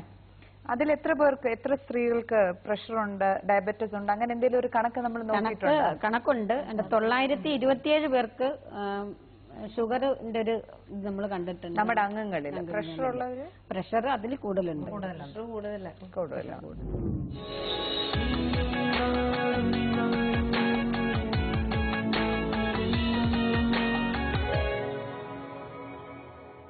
ടി.വി.പുരത്തിന്റെ വികസന പ്രവർത്തനങ്ങളെ കുറിച്ചൊക്കെ കേട്ടല്ലോ. അപ്പോൾ ഇനി ടി.വി.പുരത്തിന് ലഭിച്ചിരിക്കുന്ന മാർക്ക് എത്രയാണെന്ന് അറിയാം. നമുക്ക് ആദ്യം കണ്ണൻ മാഷിൽ നിന്ന് തുടങ്ങാം. മാർക്ക് പറയുന്നതിന് മുമ്പ് 1-2 അഭിപ്രായങ്ങൾ. ടി.വി.പുരത്തിന്റെ പ്രവർത്തനങ്ങൾ വളരെ സശ്രദ്ധം കേട്ടു. ഒരുപാട് പ്രവർത്തനങ്ങൾ നടത്തുന്നുണ്ട്. എനിക്കിഷ്ടപ്പെട്ട 1-2 സ്റ്റേറ്റ്മെന്റ്. സ്വന്തമായി വരുമാനമുണ്ടാക്കുന്ന ഞങ്ങളെ ഇപ്പോൾ ഭർത്താക്കന്മാർക്ക് കൂടുതൽ ഇഷ്ടമാണ്. അതിലൊരു വലിയൊരു സന്ദേശമുണ്ട്. നിങ്ങളത് ഒരു സരസമായിട്ടാണ് പറഞ്ഞതെങ്കിലും അതിൽ വലിയൊരു സന്ദേശമുണ്ട്. അപ്പം നിങ്ങളുടെ പദവി തന്നെ നിങ്ങളറിയാതെ മാറിക്കൊണ്ടിരിക്കുന്നു എന്നുള്ളൊരു സൂചനയാണ്. സാമ്പത്തികം വേണമല്ലോ, മറ്റെല്ലാ കാര്യങ്ങളും പ്രധാനമാണെങ്കിൽ കൂടിയിട്ട് അടിസ്ഥാനപരമായിട്ട് സാമ്പത്തികമാണ് നമ്മളാക്കുന്ന ഒരു അംഗീകാരം വരുന്നതാണ്. ഒരുപക്ഷെ അതുകൊണ്ട് തന്നെ ആവണം നിങ്ങൾ പലരിലും ഇപ്പോൾ ഈ സംരംഭങ്ങളിൽ ഏർപ്പെട്ടുള്ളത്. മുട്ട, പാൽ, പശു വളർത്തൽ, കൃഷി, മത്സ്യകൃഷി എന്നുള്ള കാര്യങ്ങളിൽ അത് കുടുംബത്തിൻ്റെ സാമ്പത്തികമായ ഭദ്രതയ്ക്കും ആവശ്യമാണ്. നിങ്ങളുടെ സ്വയം പദവി നന്നാക്കാനും ആവശ്യമാണ്. അതുകൂടാതെ തന്നെ നാട്ടിനും ആവശ്യമായിട്ടുള്ള കാര്യങ്ങൾ. നേരത്തെ ഇവിടെ ശ്രീമതി രമ പറഞ്ഞു, ഇങ്ങനെയുള്ള കാര്യങ്ങളൊക്കെ ചെയ്യുമ്പോൾ പിന്നെ പ്രത്യേകിച്ച് വേറെ വ്യായാമത്തിൻ്റെ ആവശ്യം ഇല്ല എന്നുള്ളത്.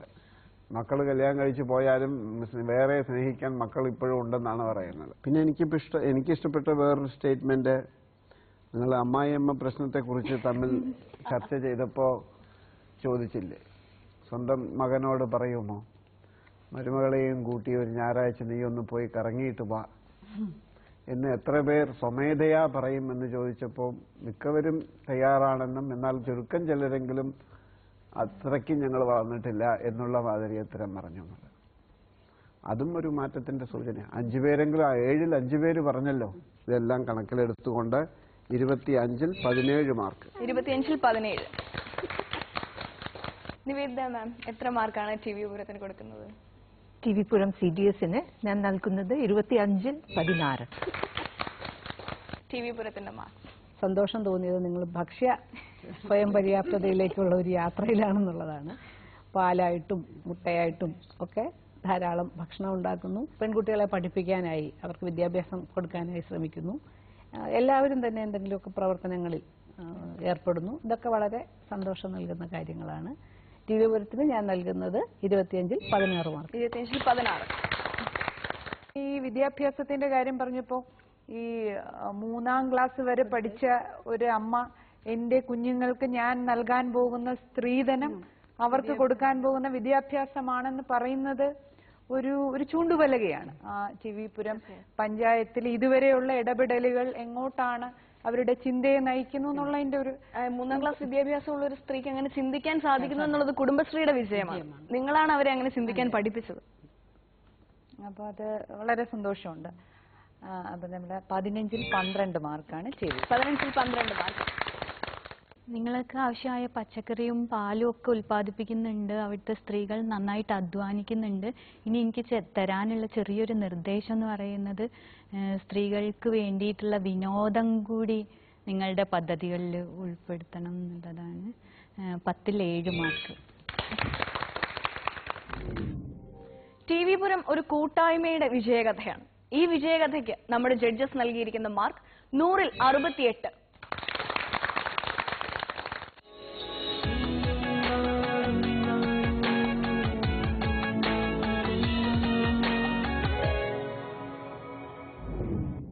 TV പൂരത്തെ ഈ വീട്ടമ്മമാർ വളർത്തിയ അലങ്കാര മത്സ്യക്കുഞ്ഞുങ്ങൾ കടൽ കടന്നു പോയതിന്റെ കഥയാണ് നമ്മൾ കേട്ടത്. ഇറ്റലി, ജർമ്മനി, ഫ്രാൻസ് തുടങ്ങിയ യൂറോപ്യൻ രാജ്യങ്ങളിലെ സ്വീകരണ മുറികളിൽ TV പൂരത്തെ മീൻകുഞ്ഞുങ്ങൾ കണ്ണിനിമ്പം പകർന്ന് നീന്തി കളിക്കുകയാണ്. കുടുംബശ്രീയുടെ പേരും പെരുമയും കടലേഴും കടന്നു പോകുന്നതിന്റെ കഥകൾ ഇവിടെ അവസാനിക്കുന്നില്ല. മറ്റൊരു പുതിയ കഥയുമായി ഞാൻ വീണ്ടും വരും. അതുവരെ നന്ദി, നമസ്കാരം. കുട്ടനാടൻ പുഞ്ചയിലെ കൊച്ചു പെണ്ണെ കുഴിലാളെ കുട്ടു വേണം, കുഴൽ വേണം, കുരവ വേണം. ഓ തിത്തിത്താരാ തിത്തിത്തൈ തിത്തൈ തകതൈതൈതോ, തിത്തിത്താരാ തിത്തിത്തൈ തിത്തൈ തകതൈതൈതോ.